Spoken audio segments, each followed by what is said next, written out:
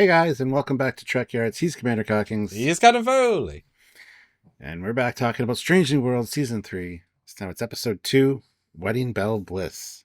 Okay, I'm going to go first, because I really like this episode. I enjoyed the hell out of it.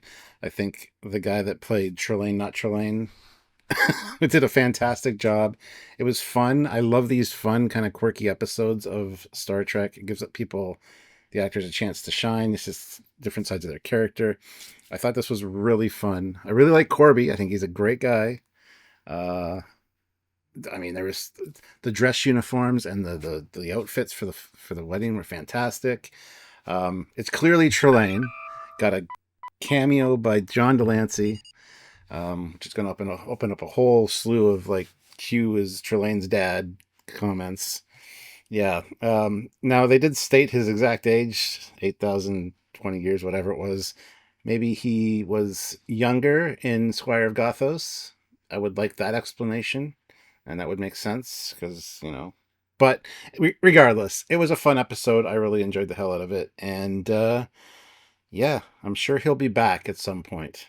Anyway, that's my thoughts. I had a good time. I'm smiling. I enjoyed it. I didn't think I would be going into it, but I really enjoyed it. So what are your thoughts now that you're going to copy all my thoughts or go the exact opposite way? Before I say, you are relatively famous for not enjoying love stories, just as a general, it's your less favourite. And I was not certain, but I thought the amount of love stuff in this would diminish for you, because multiple plot lines have love elements. The point of that sort of the overarching theme. Actually, that didn't negativize it for you, because I was expecting you to come in saying, oh, it was okay, but too much love stuff. Could you express on that? Because I'm surprised. A nice No, one. it wasn't sappy. It was very much to the point, and it was a fun ride because everybody was having a good time, even when they weren't. Even Corby, who knew something was off. I loved that scene where he brings out the flowers and stuff, and then Spock making the realization. I thought that was fantastic, and even his vows, which I knew where they were leading to the sun and the moon and the stars, which would click on her. I thought was really well done. I enjoyed it. I really did. Maybe, a little cruel on Spock, like to Spock's character to have to see her and hear her tell this romantic story. But I mean, he asked for it. I thought it was good. There's no real negatives for me except for the canon thing of Trelane. But again, that can be explained as it's just an older Trelane who went back further in time, and that's fine. There you go. Now, what about you? I liked it. It was probably top 5 Strange Worlds episodes, maybe even top 3. At least it's what I thought in the first half.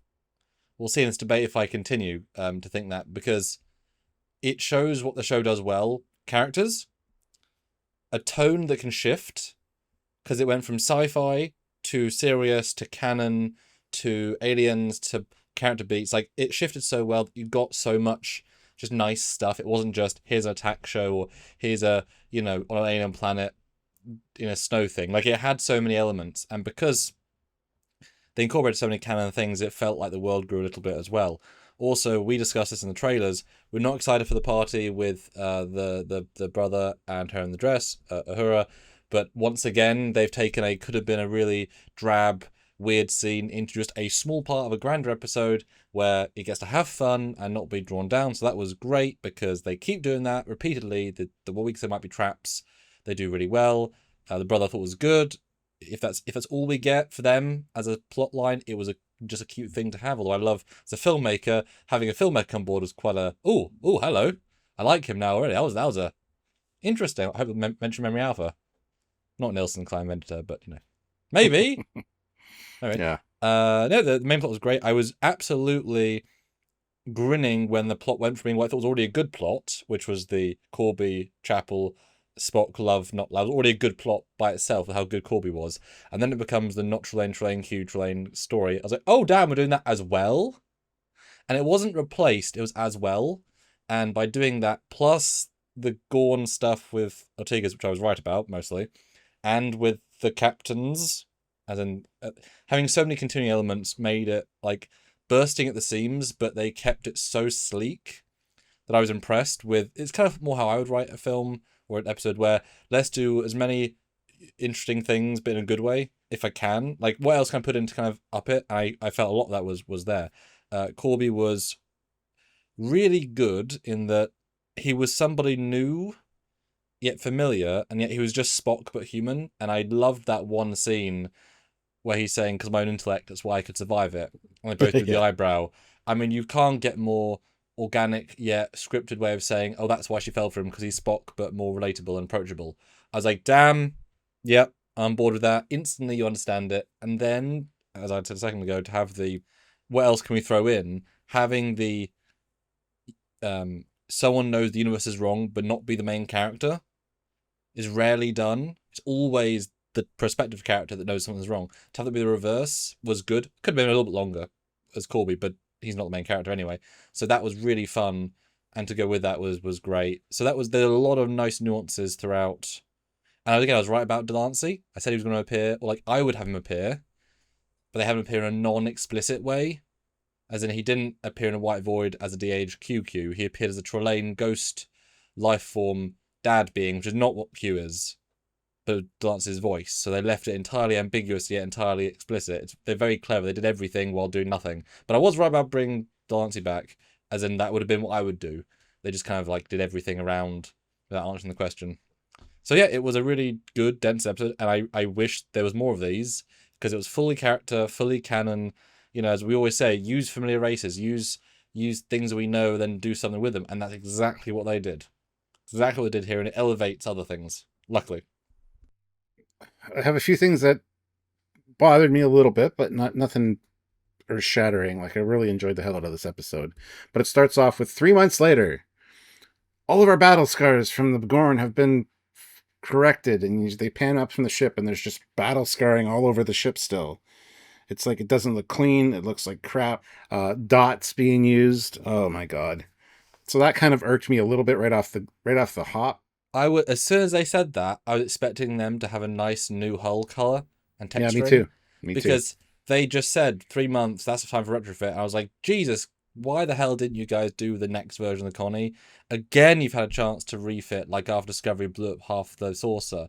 Like, you've absolute own goal there. Because that would have been, no one expects it. There's no fanfare. It's just, we've updated it slightly, and they didn't do it, and that was very disappointing, because it was right there.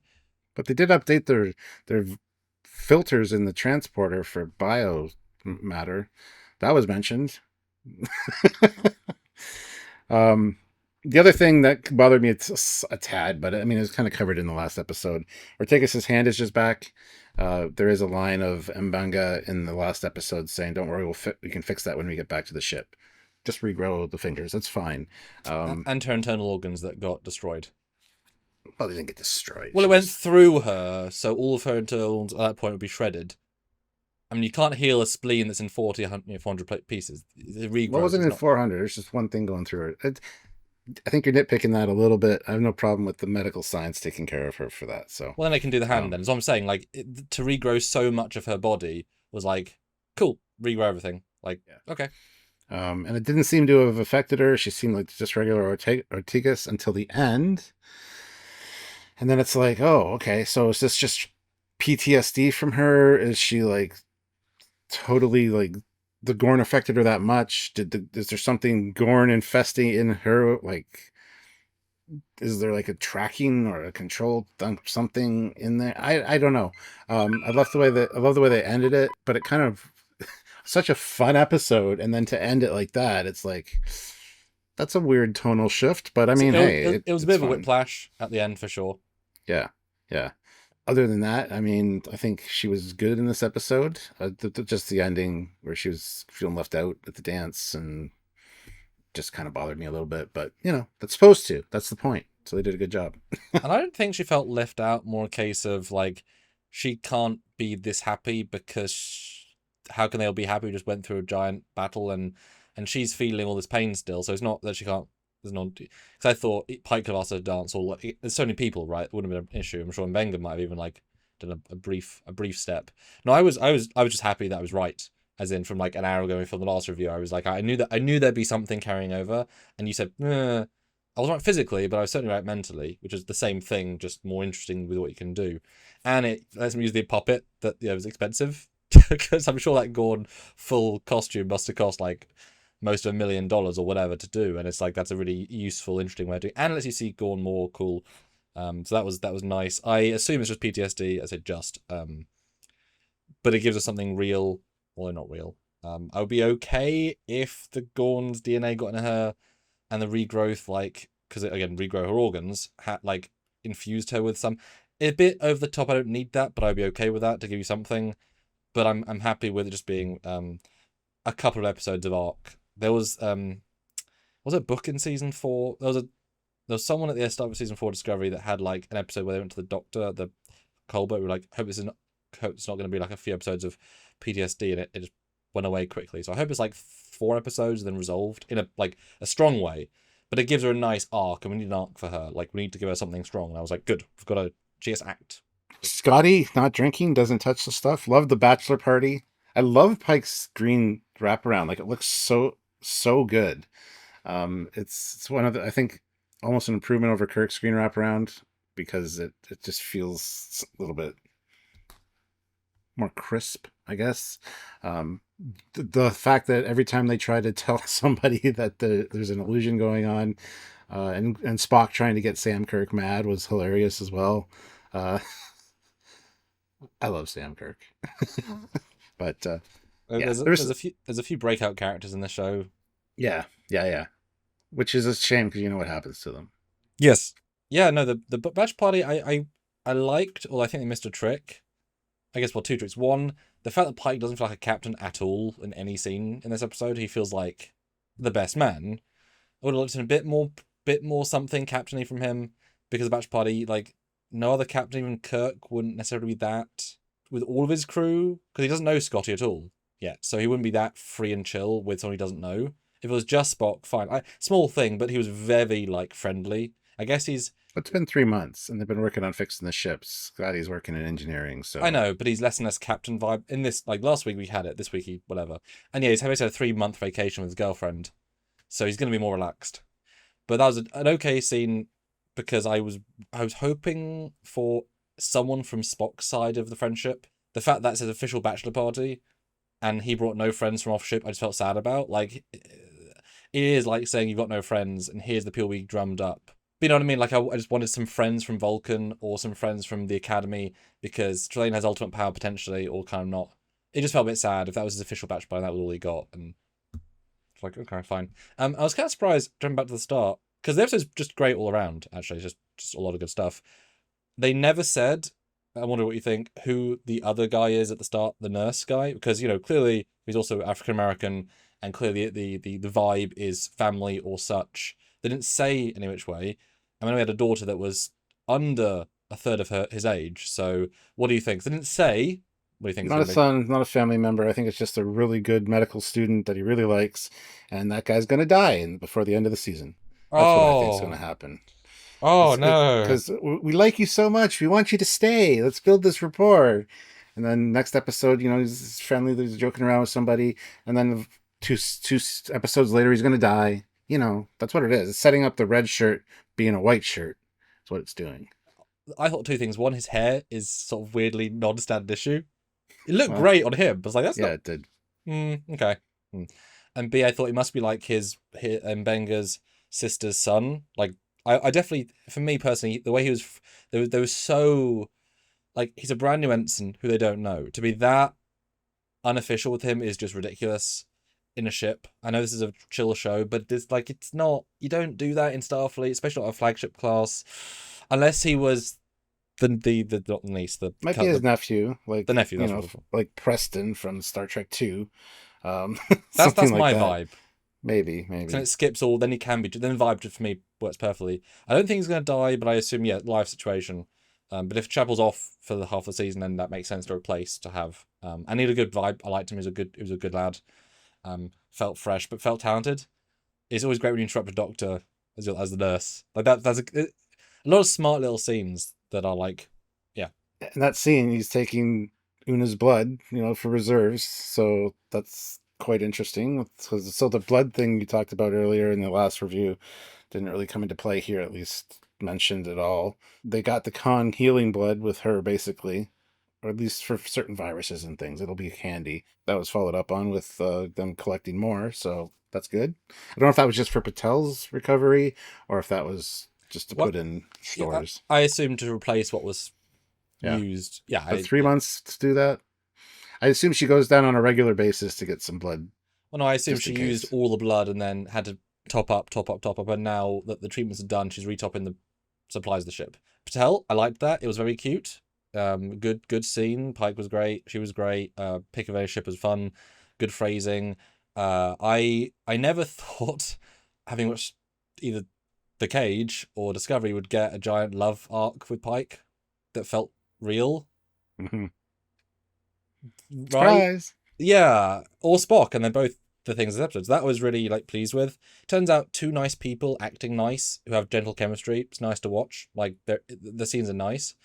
I'm since it's depressing as hell. He gets in a wheelchair, fine, but I'm kind of not expecting based on the scene that he proposes, and they do get married or she dies, or they do get married and she leaves. That I feel like is a trajectory because then you get the drama of the ultimate happiness to be then lost at the ultimate problem. That's where I thought that was going to go because you wouldn't expect that. That's why I almost thought, although they'd be jumping the shark, that he was going to say at the wedding at the end, rather than talk about the Frontier Day, whatever it was, he was going to say, you know what, we saw your wedding. And I was like, Captain Patel, would you marry me right now? Like, I could almost see I that. thought that for like a half second too. Yeah, it would be silly, but I could. He's like, because then they could like, Starfleet Regulation 47-B, married couples can share the same starship captaincy. Like, you could do something silly with it if they wanted to. But that scene was great. Her being on board with Corby was great introduction. The fact that Spock respects him, he's so talented, was a great setup already. Good casting, not too much. I felt the Chapel and him vibe because, like I said, he is just Spock. Really smart the way they framed that. He's just a smart Spock because he's a bit awkward. He doesn't look very happy all the time. I mean, it wasn't a happy episode, but he like had that resting unhappy face, which is kind of Spock being resting passive face. So I was impressed by the similarities despite being very different people. Yeah. And Pike's speech just off the cuff was sufficiently awkward and great. Um, yeah, this is the day where we formed the Federation. I thought that was hilarious the way that all came out. Now the Trelane thing, I think that actor did a fantastic job with the character. Definitely embodied it. And yeah, Dad showing up, and he didn't throw quite a tantrum as he did in Squire of Gothos. I don't wanna. He didn't quite. So it feels like a more mature version, which I'm totally fine with because that would make a lot more sense. But I thought that was interesting the whole time. His name's never said. It's never identified as Trelane, but it's quite clearly Trelane. And his little disguises too. You see them in the reflections, the Vulcan and the Andorian, and then everybody just talking about him as like an Andorian for most of the episode was fun. I wanted to see more. I wish we'd seen him as an Andorian for makeup. That would have been cool. But Well, you did in the reflection. no, I in wish the we'd pad. seen him. I know. That's what I was about to say. I wish that we would have seen like one or two scenes where people their perception of him and the snap, but no light effect or sound effect. Again, kind of saying that he's not a Q, something different, as well as the visuals of the kind of vaporous, entity. So I'll say what I think in a second. What would you put your money on to what they think they're implying? Like the definitive, what is your mind based on what they say for who he is and who the entity is, the Delancey voiced character? it's not Q. Because I that's everybody's going to be saying that now, and it's one of the things that we're probably going to have to like deal with on a regular basis on Trekyards here. Well, Trelane is Q's son. I don't think so because the voice in Squire Gothos was not John Delancey, and it's whatever. I don't think it's a Q. I think it's just another omnipotent being. I hope they kind of dive into it a little bit and explain it instead of leaving it so nebulous. But it's not a Q. I don't think. So who did that? Nebulous. Yeah, for me, actor, good choice. He played the range, which I liked. What I found interesting about his general persona is that he did not, until the point that he started snapping, he didn't feel like either a Trelane or a Q, because he was doing it in a, like I felt there was a reason for him to have the love match end. Like this is my preconceived when I was watching like middle. I thought he was an alien who had control over matter, who could grant wishes, and when the wish was fulfilled, he was like charged by it. So sort of a have you cake and eat it too character, right? Because he was like Q does not, like none of the Qs work with their victims to finish a scenario. That's not a Q thing that you do, right? Totally is. He's always in there egging on Picard to finish what they're doing, and instead of Picard's always just end it, Q. It's like, no, that's not how the game's played. You got to play this out. So it's totally what a Q does. No, but this is a fictitious game. The only example would be the Maid Marian one, but then he was actively playing the baddie. I mean, he was just like, get married, I'll help. Like it's not trickstery and it's not Q manipulative. It's like you said, like playing chess with them. Like I don't see it as being the same. Obviously, you can't get that different because omnipotent being with changing powers. But also, given that they could easily remove the influence, like Q's power can't be undone with a feeling. He's changing literal matter, so that's not again like Q's power. Whereas Trelane is using a mirror to power. Like the rules that they played with are not the same as either Q or Trelane. Which what I like is that, in my opinion, the writers they got on a whiteboard the Trelane character and the Q character and wrote what they know about each, and they picked some and combined them. So he's both and neither because snap but no effect, which is important. So he's not a Q because he can't snap effect, but he is a Q because he snapped. Qs aren't gas bubbles. Trelanes are. But to be fair, Qs can be whatever they want to be. And there's no reason he'd be a gas bubble and someone turn a gas bubble. That's a Trelane thing, clearly, not a Q thing, right? It could be, but that's a Trelane thing. But then also he dresses like Trelane, but then his dad is Q's voice. So they did every combination, so you can't answer which is which because they did all of it. And like I say, you can't undo Q's magic by loving somebody. He's ultimate power, right? So I was impressed by they did both and neither. So you can answer any question. Because certainly I don't the gas ball Delancey didn't act like Q, but he acted like Trelane's dad. In my head. But he's Q's voice. So it was a unique. Now, if you look at IMDb, which I did look at, they list it as Delancey playing Q, and Rise playing Trelane / young Q. So but anyone can put on IMDb. That's anybody. So and there's no credits in the episode. I looked. There's no like list. John Delancey as Q is just guest starring John Delancey. So they don't tell us. But we're interested to know because if he is young Q and young Q is officially Trelane as a retcon,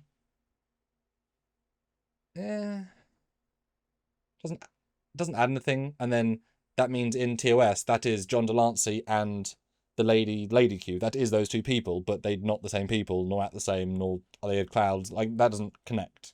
So I don't want that to be the case. So they played every single card, but none of them quite connected, and I'm okay with that because then you can have this debate, which we will be having many times. Yeah, because it doesn't. Which is the good thing about Trelane, right? He's all of them. He's none of them.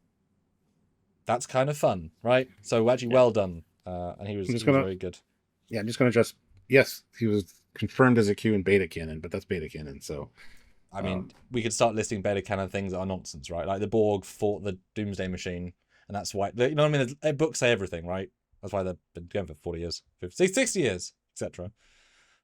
Are they saying that the alien at the bartender bar is the same race as the guy from Animated? Because the head's different. Because Andorian doesn't look at all like an Andorian, and the one arm's on the back, not the front. So that's another thing I was going to mention too is I don't think she's an Andorian. But it could be a live action Dojin because they're just changing it. Well, no, that was stupid. It's a real missed opportunity in my opinion. I wish it was an Andorian, and it turns out it might be, but I don't. It's not configured the same way. It doesn't have the same look. So again, Gorn, right? They don't look the same or have the same look. Yeah, but so, I'm just saying they don't mind radically changing, though not radically. I kind of thought it was going to be that scene. I'm fine with being bartender. It was great makeup. I thought it was going to be a case of Una and Pike say, "Oh, are there aliens you're kind of in Starfleet? Oh yeah. Any pilots? Yeah. Oh, someday we should try and get one for the Enterprise." And obviously it takes to the anime series to get one. I thought that was going to be the joke, like, "Oh yeah, we should remember to get one for the Enterprise crew," and then just never do it. Well, if she comes on board the Enterprise and they're having a talk in like episode 7, it's like, yeah, my brother just joined Starfleet. He really wants to be a pilot. Eric's. Oh, baby brother Eric's. Yeah, that'd be cute. And really funny. I had lots of laugh out loud moments, all through physical comedy, like Spock punching Corby, not funny, but then him waking up in the bed and he's just chilling. Yeah. That was fine to me. Just you didn't know where the story was going because you thought, okay, he was going to do like, I'm not letting you do this, Corby. That's not very like Spock. but he undoes the situation. He works with him really clever, intelligent storytelling that was good physical comedy, I thought. Yeah, as soon as he hit him and he had that realization that, oh shit. And then, yeah, just chilling out, trying to figure out a way to solve it till Corby wakes up. Spock's a good lad. He's a good moral lad. He's being mildly abused by this show, but also he's young and inexperienced and I did like the Vulcan terrarium joke with putting him in a glass. That was funny. Yeah, there was a lot of good moments in this one. I mean, totally calling back to Delancey and Janeway's bed, black linen and that and waking up beside Picard in Tapestry. Yep. Well, yeah, exactly. and yet more of a Trelane characterization and costuming. Again, both and neither, which is such an interesting way of playing it. But you know what? Adds to the mystery. No, it's good. I think it was one of the best episodes because it was really good character work, a lot of good canon, didn't overdo or underdo anything, a lot of funny stuff. Yeah, and some good Andorians at the end in the party with a great headbanger moment. And longer hair. I want to wear that later. Bolians, yeah. We knew them from the trailers, but yes, indeed. And great fleet shots. Turns out, once you build 3D assets of ships that look good, you can then place them in scenes just for the sake of it, and it makes the whole episode feel bigger. Shocking. Did you see the Larson class, which is based on a facet design? No. I did. Did you see a Crossfield class? I did. I didn't, but I've seen pictures. I'm like, oh no. I did. And it doesn't look quite the same, which is good. Well, it looks like season 1. Maybe. We'll see. We've got some 4K to look at. We'll see. This is our first reaction. There will be ship talk. Don't you worry. Let us know what you thought about this episode down in the comment section below. Make sure you join the channel if you haven't already.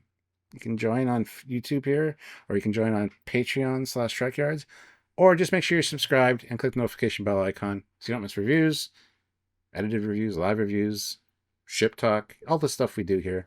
And come and join us for those lives. Gorn talk. Everything Star Trek, yeah.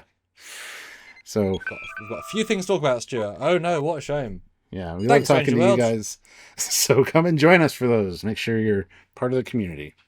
Yes. And if you want to support us in our journey to give you new Trek detailed breakdown in a way that isn't really done else on the internet, then support us via Patreon if you can. It is monthly. Or join the channel on YouTube. It is also monthly. Your name goes in the fleet video. We love doing that. It's really fun. Maybe the Stranger Worlds Colony could still be there. I think we already added it. Yay! Or super chat versus on our lives. Super thanks on any video. It's a little dollar button. Anything helps. Or PayPal. Trekyards@hotmail.com. Thank you in advance. That's right. So until next time, he's Commander Cockings. Got a Foley. Bye, everybody. Bye, guys.